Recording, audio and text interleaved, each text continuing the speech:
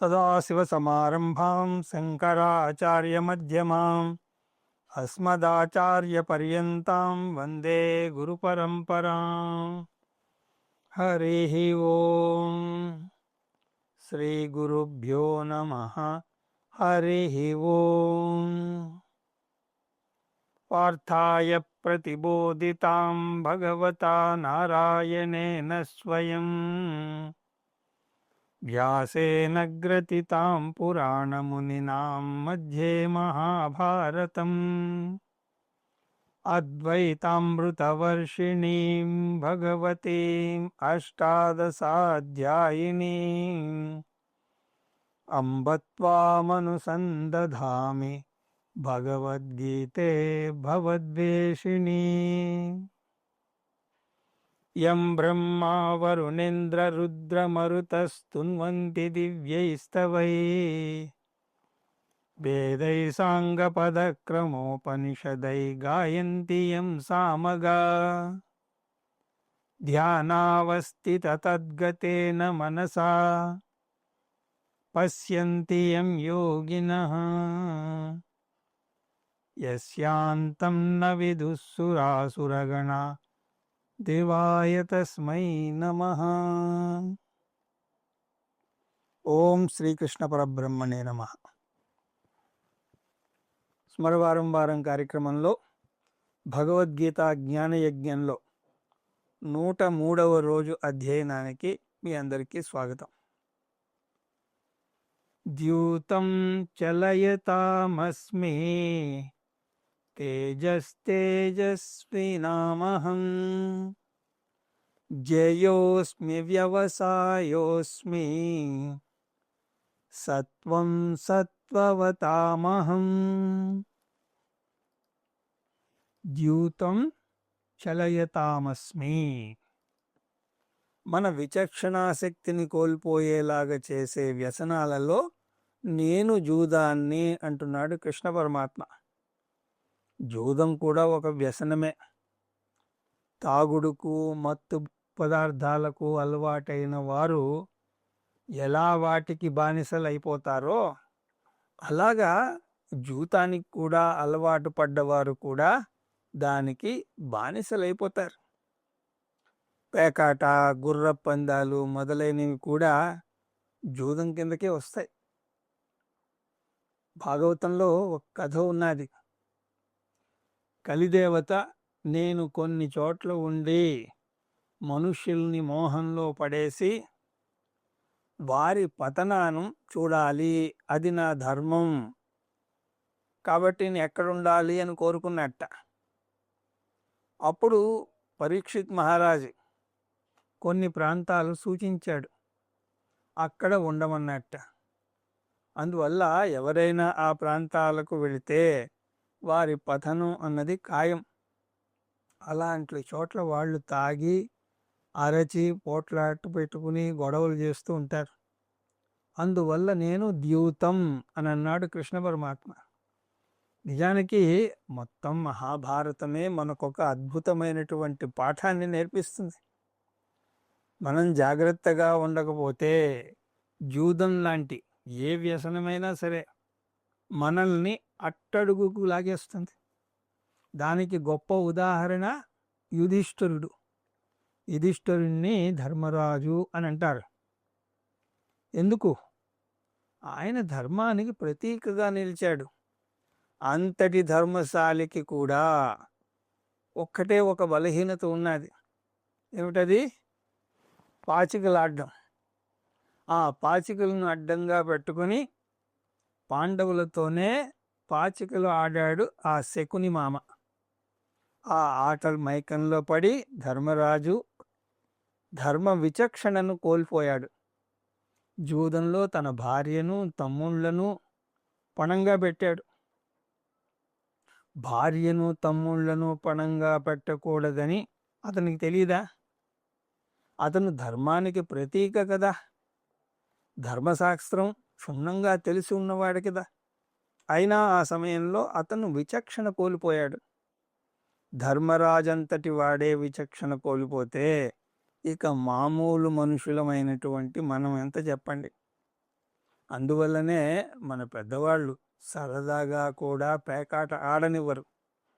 మేమేం డబ్బులు పెట్టి ఆడటం లేదు కదా అన్నా కూడా ఒప్పుకోరు. అది కూడా ఒక వ్యసనం. అది పతనానికి దారితీస్తుంది. దానికి అంత బలమైనటువంటి శక్తి ఉన్నది. ద్యూతం పదాన్ని అక్షరాలా తీసుకుంటే పాచికలు, కానీ ఇక్కడ ఎటువంటి జూదాన్నైనా తీసుకోవచ్చు. అందువల్ల చెడు వ్యసనాలలో పరమాత్మ జూదం. తేజ తేజస్వినామహం, ప్రతిభాశాలులలో నేను ప్రతిభను అంటున్నాడు కృష్ణ పరమాత్మ. ఇంతకు ముందే చూసాం, ద్యూతం అన్నది చూసాం. కాబట్టి తేజస్సు అంటే జూదం అనే వ్యసనానికి బానిస కాకుండా, దాని వ్యామోహంలో పడకుండా ఉండేటువంటి దృఢ నిశ్చయం. ఎందుకంటే ఏ వ్యసనం తీసుకున్నా, అంటే తాగుడు, సిగరెట్టు, మత్తు మందు, జూదం, ఏవైనా సరే, వాటికి మనం నో అని తేలిగ్గా చెప్పగలిగేది మొట్టమొదటిసారి మాత్రమే. ఒకసారి వాటిని రుచి చూసామా అంతే సంగతులు. మెట్ల మీద నుంచి బంతి దొర్లుకుంటూ కిందకు వస్తున్నట్టుగా మనం కూడా పతనమవుతూ వస్తాం. దాని నుంచి అంత తేలిగ్గా బయటపడలేం. అందువల్ల అలాంటి వ్యసనాలకు లొంగకుండా ఉండే దృఢ నిశ్చయాన్ని నేను అంటున్నాడు కృష్ణ పరమాత్మ. అందువల్ల తేజస్సుల్లో పరమాత్మ తేజస్సు. జయోస్మి వ్యవసాయోస్మి సత్వం సత్వవతామహం. సాత్విక పురుషుల్లో నేను సత్వగుణాన్ని అంటున్నాడు కృష్ణ పరమాత్మ. సత్వగుణం ఆధ్యాత్మిక చింతనను సూచిస్తే, రజోగుణం లౌకిక విచారణను సూచిస్తుంది. రజోగుణం ఉన్నవారు అర్థకామాల వెంట పరుగులు తీస్తే, సత్వగుణం ఉన్నవారు ధర్మ మోక్షాలకు విలువనిస్తారు. తమో గుణం ఉన్నవారికి వీటిల్లో దేని మీద శ్రద్ధ ఉండదు. అందువల్ల శాస్త్రం తమో గుణం ఉన్న వ్యక్తికి ముందు లౌకిక విషయాల మీద శ్రద్ధ పెట్టమంటుంది. అంటే ముందు అసలంటూ అర్ధకామాల వెంట పరుగులు తీయడం గనక అలవాటు ఉంటే, దాని నుంచి ధర్మ మోక్షాల వైపుకు తిప్పగలుగుతారు. అంటే తమో గుణం నుంచి సరాసరి సత్వగుణానికి మనం ఎదగలేం. ముందు రజోగుణానికి వచ్చి దాని నుంచి ఇంకా పైకి ఎదగాలి. సత్వగుణం ఉంటే ఆధ్యాత్మిక చింతన అన్నది వస్తుంది. సత్వగుణం వ్యవసాయాత్మిక బుద్ధిగా వ్యక్తమవుతుంది. వ్యవసాయం అంటే గట్టి ప్రయత్నం, మొక్కవోని పట్టుదల, దృఢ నిశ్చయం. ఆధ్యాత్మిక సాధన చేయడానికి అంటే పంచమహాయజ్ఞాలు చేయడానికి గట్టి ప్రయత్నం, అలాగే దృఢ నిశ్చయము ఉండాలి. ఎప్పుడైతే అంత పట్టుదలగా శ్రమిస్తాడో అప్పుడే అది జయానికి దారితీస్తుంది. జయం అంటే విజయం. వెనక నుంచి కనుక వస్తే సత్వగుణం నుంచి వ్యవసాయం, వ్యవసాయం నుంచి జయ. సత్వగుణం అంటే ఆధ్యాత్మిక ఆలోచన, వ్యవసాయ అంటే ఆధ్యాత్మిక ప్రయత్నం, జయ అంటే ఆధ్యాత్మిక విజయం. ఈ మూడు తానే అంటున్నాడు కృష్ణ పరమాత్మ. అందువల్ల పరమాత్మ సత్వగుణం, వ్యవసాయాత్మిక బుద్ధి, విజయం. దీన్ని బట్టి మనం ఒక విషయాన్ని గ్రహించాలి. మనం ఒకవేళ ఆధ్యాత్మికంగా ఎదిగితే అదంతా నా గొప్పతనమే అని విర్రవీగకూడదు. దాని వెనకాతల భగవంతుని యొక్క కృప ఉంది అని గ్రహించాలి. ఈ విషయాన్ని మనం ఎప్పుడూ కూడా మర్చిపోకూడదు. మనం ముందుకు వేసే ప్రతి అడుగు వెనక ఈశ్వరుడి యొక్క అనుగ్రహం ఉంటుంది. ఫ్రీ విల్ ముందు ఉండి నడిపిస్తే ఈశ్వర అనుగ్రహం వెనక నుంచి ముందుకు తోస్తూ ఉంటుంది. ఫ్రీ విల్, ఈశ్వర అనుగ్రహం రెండూ కూడా జోడు గుర్రాలు లాంటివి. వృష్ణీనాం వాసుదేవోస్మి పాండవానాం ధనంజయః మునీనామప్యహం వ్యాసః కవీనాముసనా కవిః.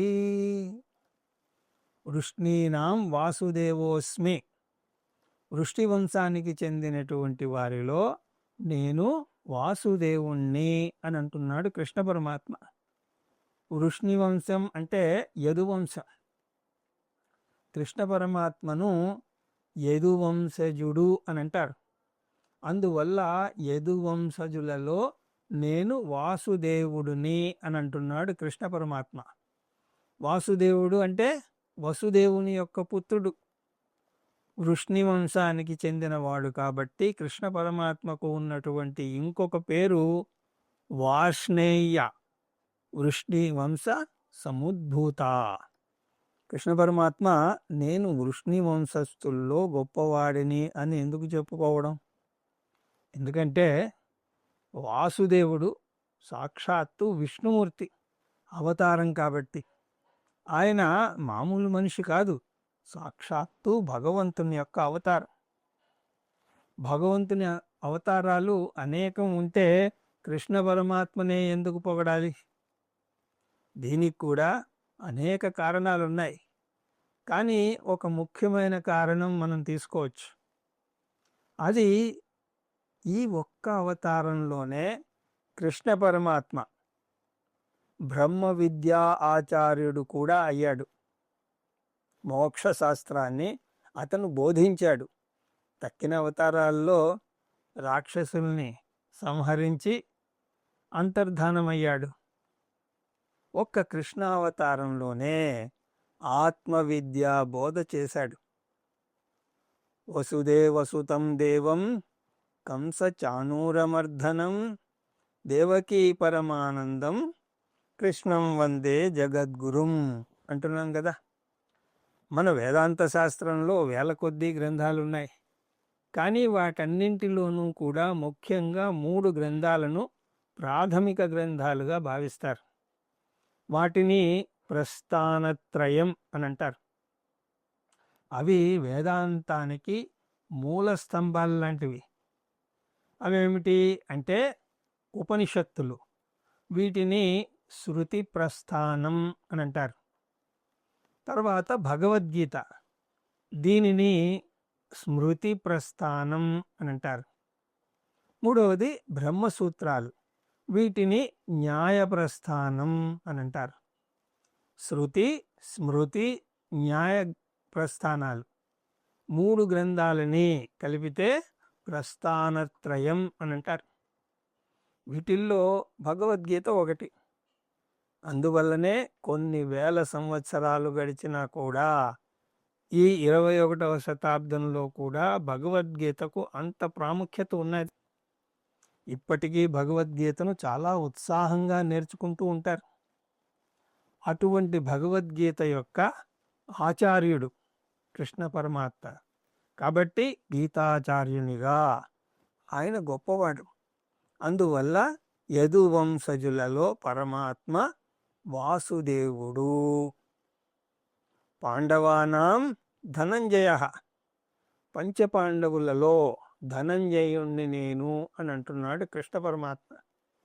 అర్జునుడే గొప్పవాడు అని అంటున్నాడు. ఎందుకు ధర్మానికి ప్రతీకగా నిలిచినటువంటి ధర్మరాజుని నేను అని అనలేదు? అలా అని ఉండవచ్చు కదా. దీనికి జవాబు చాలా తేలిక. గీత ప్రస్థానత్రయంలో ఒకటిగా అంత ప్రధాన స్థానాన్ని పొందితే దాన్ని మొట్టమొదటిసారిగా అందుకున్నటువంటి అర్జునుడు కూడా గొప్పవాడే అవ్వాలి కదా. అవునా కదా? సర్వోపనిషదో గావో దోగ్ధా గోపాలనందన పార్థో వత్ససుధీర్భోక్త దుగ్ధం గీతామృతం మహత్. ఉపనిషత్తుల సారమైనటువంటి గీతాశాస్త్రాన్ని ముందుగా పొందింది ఎవరు? అర్జునుడు. మనం ఇప్పుడు అందుబాటులో ఉన్నటువంటి గురువుల నుంచి తర్వాత మనం నేర్చుకున్నాం. కానీ అర్జునుడు సాక్షాత్తు ఆ భగవంతుని నుంచే నేర్చుకున్నాడు. ఇంతకన్నా మహద్భాగ్యం ఎక్కడుంటుంది చెప్పండి. పార్థాయ ప్రతిబోధితాం భగవతా నారాయణేన స్వయం అంటూ మనం చూసాం.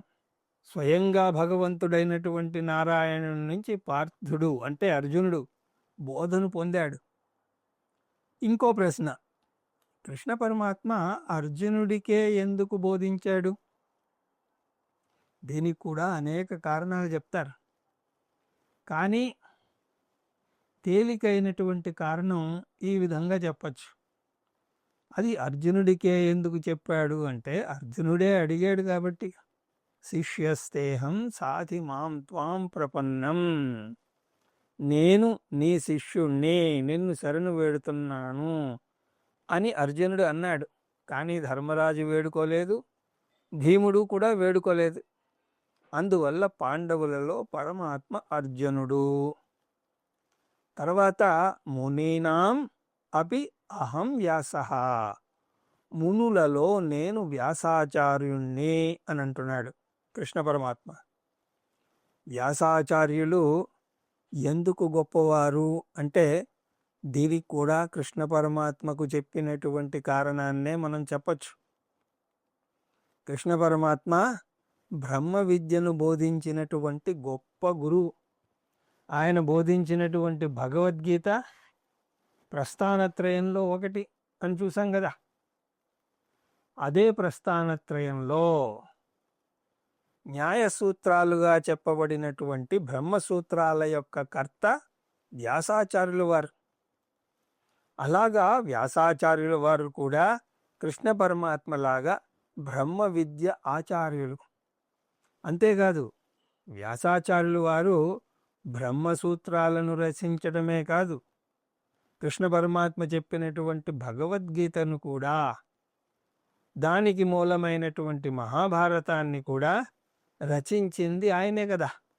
అంటే కృష్ణ పరమాత్మ గీతను బోధిస్తే వ్యాసాచార్యుల వారు ఆ గీతకు అక్షర రూపాన్ని ఇచ్చారు. ఆ విధంగా ప్రస్థానత్రయంలోని 2 గ్రంథాలకు ఆయన రచయిత అయ్యారు. కాబట్టి ఆయన చాలా గొప్పవారు. అందువల్ల ఆయన మీద మనకంతటి గౌరవం ఉన్నది. జంజాల పౌర్ణమి రోజున ప్రత్యేక తర్పణం వదులుతారు. దీన్ని కాండ ఋషి తర్పణం అని అంటారు. అందులో ఋషి పరంపరకు తర్పణాలు వదులుతారు. కానీ అక్కడ కృష్ణద్వైపాయనుని మాత్రమే పేర్కొంటారు. కృష్ణద్వైపాయనుడు అంటే వేరే ఎవరో కాదు, సాక్షాత్తు వ్యాస మహర్షే. తక్కిన ఋషుల పేర్లు రావు. ఆది అని అనేస్తారు అక్కడ. కృష్ణద్వైపాయనాదయో ఏ ఋషయస్తాన్ ఋషీగం తర్పయామి అని అంటాం. కృష్ణద్వైపాయనుణ్ణి వ్యాస మహర్షి అని అంటారు. ఆయన వేదాలను క్రోడీకరించారు. ఆయన అసలు పేరు అదే, కృష్ణద్వైపాయనుడే. ఎందుకు ఆ పేరు అన్నది తర్వాత మనం మహాభారతం చెప్పుకుంటాం, అప్పుడు అందులో వివరంగా చూద్దాం. ఈ కృష్ణద్వైపాయనుల వారు మొత్తం వేదాలను మనుష్యులు గుర్తుపెట్టుకోలేరు అని గ్రహించి ఆయన తన 4 శిష్యుల్ని పిలిచి ఒక్కొక్క శిష్యుణ్ణి ఒక్కొక్క వేదాన్ని పరిరక్షించమన్నారు.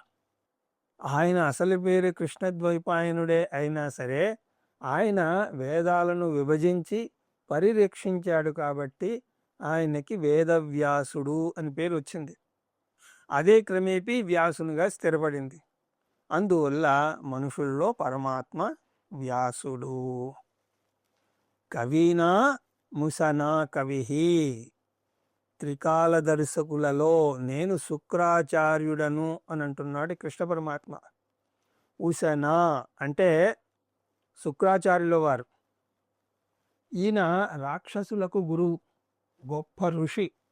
ఇక్కడ కవి అంటే నిజంగా కవి అని కాదు, త్రికాలాజ్ఞుడు, క్రాంతదర్శి. అంటే భూత భవిష్యత్ కాలాలలోకి తొంగి చూడగలడు. అతీంద్రియ శక్తులు ఉన్నవారు అంటే మన ఇంద్రియాలకు ఉన్న శక్తికి మించిన శక్తి ఉన్నవారు. అలాంటి అతీంద్రియ శక్తులు ఉన్నవారిలో పరమాత్మ నేను శుక్రాచార్యుల వారును అని అంటున్నాడు. అలా చెప్పిన తర్వాత దండో దమయితామస్మి నీతిరస్మి జిగీషితాం మౌనం చైవాస్మి గుహ్యానాం జ్ఞానం జ్ఞానవతామహం. దండో దమయతామస్మి, శిక్షించే వారిలో దండించే శక్తిని నేను అంటున్నాడు కృష్ణ పరమాత్మ. దండం అంటే కొట్టేటువంటి కర్ర. ఎదుట మనిషి మారాలి అంటే సామదాన భేద దండోపాయాలను ఉపయోగిస్తారు. దండన చివరగా చెయ్యాలి. మొదటి 3 గనక పని చెయ్యకపోతే అప్పుడు దండించాలి. కానీ చాలామంది మంచి మాటలు చెప్తే వినరండి, దండిస్తే టక్కున వింటారు అని చాలామంది తల్లిదండ్రులు అలాగే స్కూళ్ళల్లో టీచర్లు కూడా దండిస్తూ ఉంటారు. అయితే ఇప్పుడు పిల్లల్ని కొట్టకూడదు అనే నియమం వచ్చింది. అలా కొడితే వారు ఏదో మానసికంగా దెబ్బతింటారు అని అంటారు. కానీ కొట్టకుండా పిల్లల్ని మార్చాలి అంటే దానికి చాలా క్షమాగుణం కావాలి. ఎన్నో మంచి మాటలు చెప్పాలి. అవి చేసే పనిని ఒక్క దెబ్బ సాధించి పెడుతుంది. అందువల్ల దండననే ఉపయోగిస్తారు చాలామంది. అందువల్ల శిక్షించే వారిలో పరమాత్మ దండన కర్ర. నీతిరశ్మి జిగీషితాం, జిగీషితాం అంటే జయించాలనే కోరిక. ఆ కోరిక ఉన్న రాజుల్లో నేను రాజనీతిని అని అంటున్నాడు కృష్ణ పరమాత్మ. రాజులు విజయం సాధించాలి అంటే కొంత లౌక్యం పాటించాలి. ఆ లౌక్యాన్ని నీతి అంటున్నాడు కృష్ణ పరమాత్మ. జయించాలనే ఇచ్ఛ ఉన్నప్పుడు రాజుల్లో పరమాత్మ రాజనీతి. మౌనం చైవాస్మి గుహ్యానాం, రహస్యాలన్నింటిలోకి మౌనాన్ని నేను అంటున్నాడు కృష్ణ పరమాత్మ. ఎందుకంటే రహస్యాన్ని ఎప్పుడైతే మనం పలుకుతామో అప్పుడిక అది ఏమాత్రం రహస్యంగా ఉండదు. అందువల్ల మౌనం ముఖ్యమైనది. అంతేకాదు మౌనం బ్రహ్మను కూడా సూచిస్తుంది కూడా. మాండూక్యోపనిషత్తులో ఓంకార విశ్లేషణ వస్తుంది. ఓంకారంలో 3 మాత్రలు ఉన్నాయి. అవి అకారం, ఉకారం, మకారం. ఓంకారాన్ని ఒకసారి ఉచ్చరించాక రెండోసారి ఉచ్చరించే ముందు కొంత నిశ్శబ్దం ఏర్పడుతుంది. ఆ నిశ్శబ్దాన్ని ఆ మాత్ర అంటారు. ఆ మాత్ర బ్రహ్మను సూచిస్తుంది. నిశ్శబ్దంలో ఏముంది, నిశ్శబ్దంలో ఏమీ లేదు అని అంటాం సాధారణంగా. కానీ ఆ ఏమీ లేదుని సాక్షిగా చూసేది ఒకటి ఉన్నది. ఏమీ లేదు అని ఎలా చెప్పగలుగుతున్నావు? అది సాక్షి చైతన్యం. అందువల్ల మాండూక్యోపనిషత్తులో నిశ్శబ్దం అంటే బ్రహ్మ. అందువల్ల రహస్యాలలో మౌనం నేను అంటున్నాడు కృష్ణ పరమాత్మ. మౌనం అంటే బ్రహ్మ అని కూడా అర్థం వస్తుంది. కాబట్టి బ్రహ్మను రాజవిద్య రాజగుహ్యం అని అన్నారు భగవద్గీతలోనే 9వ అధ్యాయాన్ని. గుహ్యం అంటే రహస్యం. అందువల్ల రహస్యాలలో పరమాత్మ మౌనం. జ్ఞానం జ్ఞానవతామహం, జ్ఞానులలో నేను జ్ఞానాన్ని అంటున్నాడు కృష్ణ పరమాత్మ. జ్ఞానులు గొప్పతనం వారి జ్ఞానంలో ఉంది. ఆ జ్ఞానం భగవంతుని యొక్క స్వరూపం. అందువల్ల మనం జ్ఞానికి నమస్కారం చేస్తే ఆ నమస్కారం జ్ఞానికి చెందదు, అది జ్ఞానానికి చెందుతుంది. అతనిలోని జ్ఞానం నేను అని కృష్ణ పరమాత్మ అంటున్నాడు. కాబట్టి జ్ఞానికి నమస్కారం చేస్తే ఆ నమస్కారం సాక్షాత్తు భగవంతునికే చెందుతుంది. జ్ఞానికి కూడా ఆ విషయం తెలుసు. అందువల్ల ఎవరైనా తనకు నమస్కరిస్తే అతను ఆ నమస్కారాన్ని తనకు స్వీకరించడు, తెలివిగా భగవంతుడికి అర్పిస్తాడు. అందువల్ల జ్ఞానుల్లో పరమాత్మ జ్ఞానం. యచ్చాపి సర్వభూతానాం బీజం తదహమర్జున న తదస్తి వినా యత్ స్యాత్ మయా భూతం చరాచరం. ఇక్కడితోటి తన విభూతుల గురించి వర్ణనను ముగించబోతున్నాడు కృష్ణ పరమాత్మ. అర్జున, అహం సర్వభూతానాం బీజమస్మి. ఓ అర్జున, అన్ని జీవరాశులకు బీజాన్ని నేను అంటున్నాడు కృష్ణ పరమాత్మ. బీజం అంటే ఉపాదాన కారణం. ఎలాగైతే మట్టి అన్ని రకాల కుండలకు ఉపాదాన కారణమో, ఎలాగైతే బంగారం అన్ని ఆభరణాలకు ఉపాదాన కారణమో, అలాగే భగవంతుడు సృష్టి అంతటికీ కూడా ఉపాదాన కారణం. ఉపాదాన కారణం ఎప్పుడూ కూడా కార్యం అంతటా ఉంటుంది. నిజానికి ఆ కార్యానికి ఉనికి ఏర్పడేదే ఉపాదాన కారణం వల్ల. ఆభరణం ఉంది అంటే ఆ ఉంది అన్న దాంట్లోనే ఉనికి ఆభరణానిది కాదు, బంగారానిది. ఆభరణం నామరూపం మాత్రమే, దానికి విడిగా ఉనికి లేదు. అలాగే కుండ ఉనికి మట్టిది, కుండ నామరూపం మాత్రమే. వాచారంభణం వికారో నామధ్యేయం మృత్తికేత్యేవ సత్యం అని ఛాందోగ్యోపనిషత్తులో వస్తుంది. బంగారం సత్యం, ఆభరణం మిథ్య అని ఎలా నిరూపించగలము అంటే, ఆభరణం నుంచి గనక బంగారాన్ని తీసేస్తే అక్కడికి ఆభరణం మిగలదు. అందువల్ల ఆభరణానికి ఉనికి ఇచ్చేదే బంగారం. అలాగే జగత్తుకి ఉనికి ఇచ్చేది బ్రహ్మ. బ్రహ్మ లేకపోతే జగత్తు విడిగా దానికి ఉనికి లేదు. బల్ల ఉంది, కుర్చీ ఉంది, ఫ్యాన్ ఉంది, ఇలా అన్నింటిలో చెప్పేటువంటి ఉంది బ్రహ్మ యొక్క ఉనికిని సూచిస్తుంది. ఒక్క ముక్కలో చెప్పాలి అంటే, సృష్టిలో సత్ అంశం అంటే ఉనికిని నేను అని అంటున్నాడు కృష్ణ పరమాత్మ.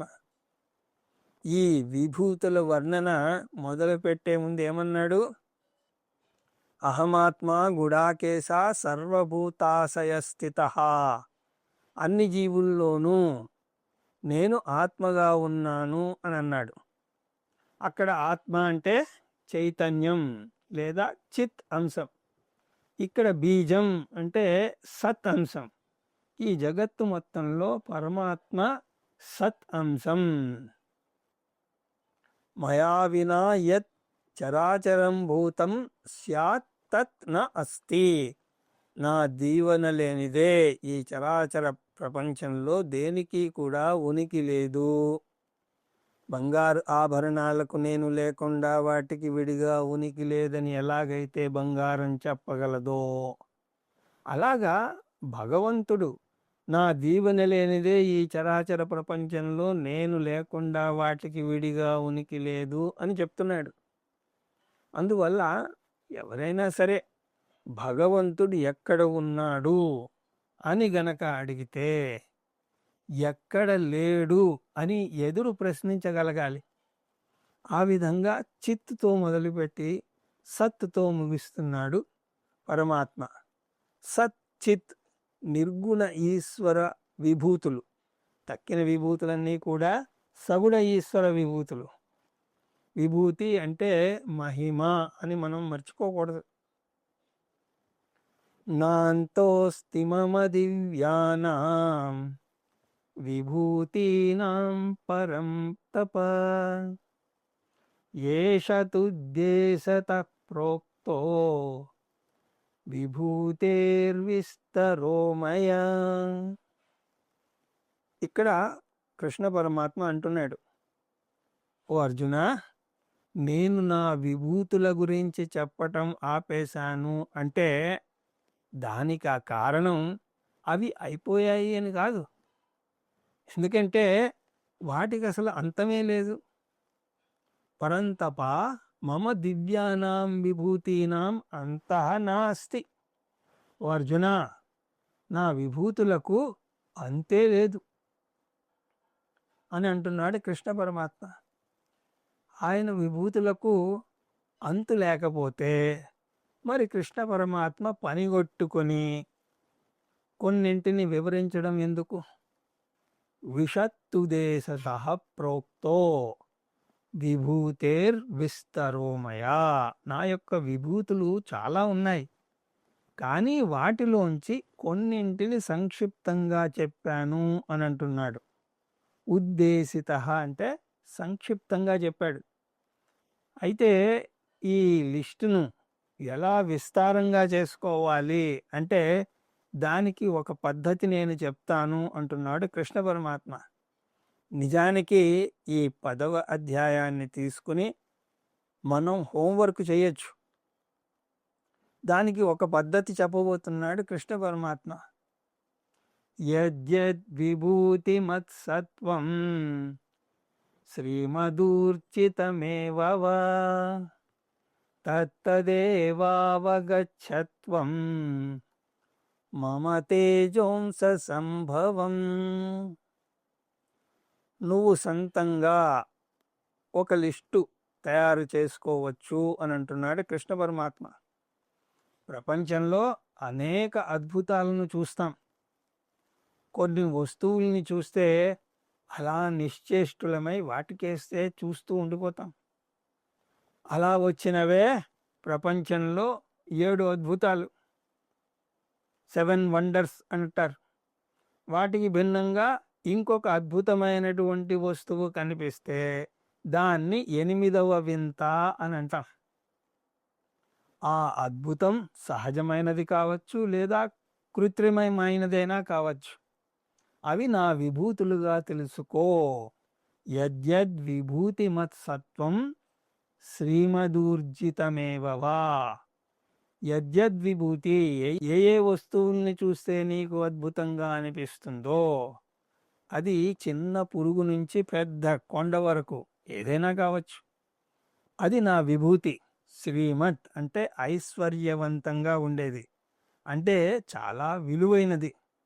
ఉదాహరణకు ఒక విలువైనటువంటి వజ్రాన్ని తీసుకుంటే అది చాలా ఖరీదైనది, చాలా విలువైనది, కొన్ని లక్షల ఖరీదు చేస్తుంది. ఆ విధంగా ఖరీదైనది కానీ లేదా శక్తివంతమైనది కానీ ఏది చూసినా సరే అది నా విభూతే అంటున్నాడు కృష్ణ పరమాత్మ. సూర్యకాంతి, సూర్యశక్తి తీసుకోండి. ఎన్ని సంవత్సరాలుగానో భూమి మీదకు తన కాంతిని ప్రసరింపజేస్తున్నాడు సూర్యభగవాన్.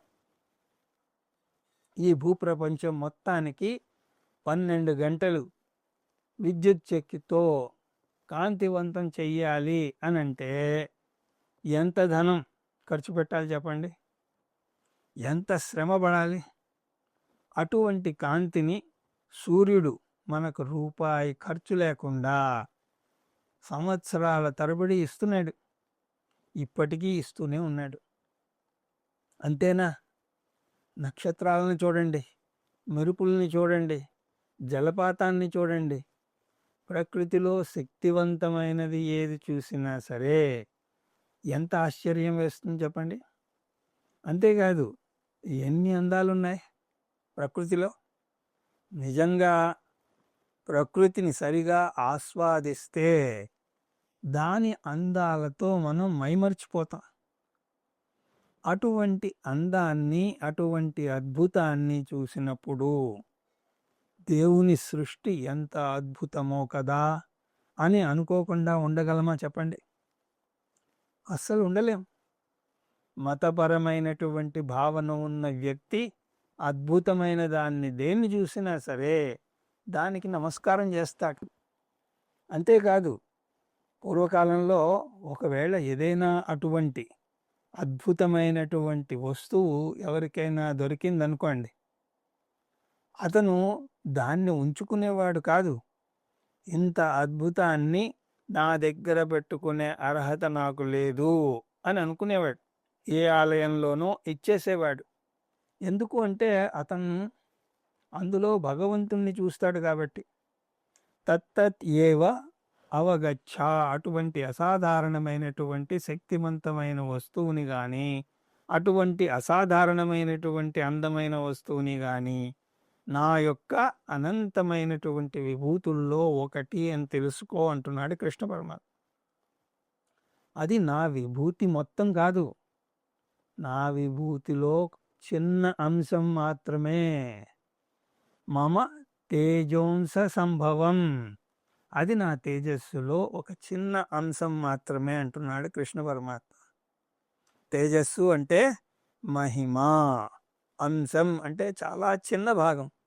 నా విభూతులలో చాలా చిన్న అంశం అది. అందువల్లనే మనం ప్రకృతిని ఆరాధిస్తాం. అథవా బహునైతేన కిం జ్ఞాతేన తవార్జున విష్టుభ్యామహమిదం కృత్స్నం ఏకాంశేన స్థితో జగత్. ఇది ఉపసంహరణ శ్లోకం. ఈ శ్లోకంతో ఈ అధ్యాయానికి ముగింపు పలుకుతున్నాడు కృష్ణ పరమాత్మ. ఇప్పుడు ఓ అర్జున, ఈ మొత్తం విషయాన్ని నువ్వు ఇంకొక కోణంలోంచి కూడా చూడొచ్చు అంటున్నాడు కృష్ణ పరమాత్మ. ఉదాహరణకు నీరుని తీసుకుందాం. నీరుని తీసుకున్నప్పుడు నీరు అంతటా ఉన్నది.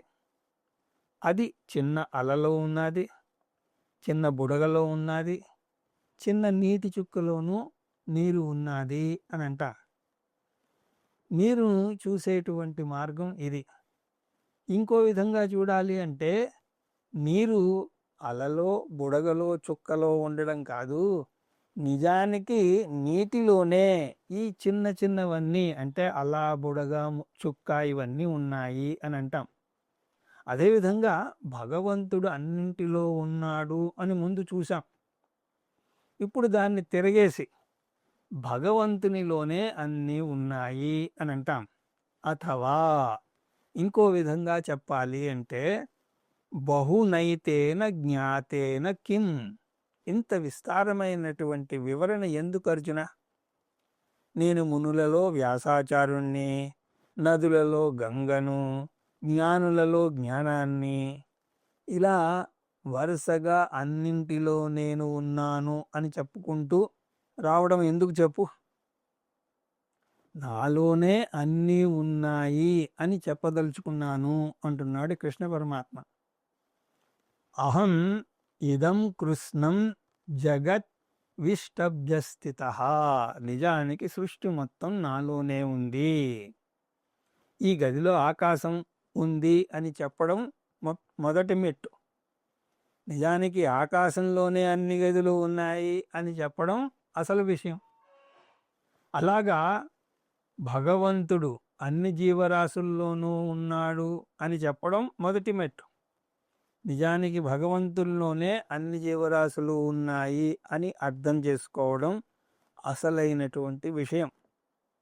భగవంతుడే వాటికి స్థితికర్త.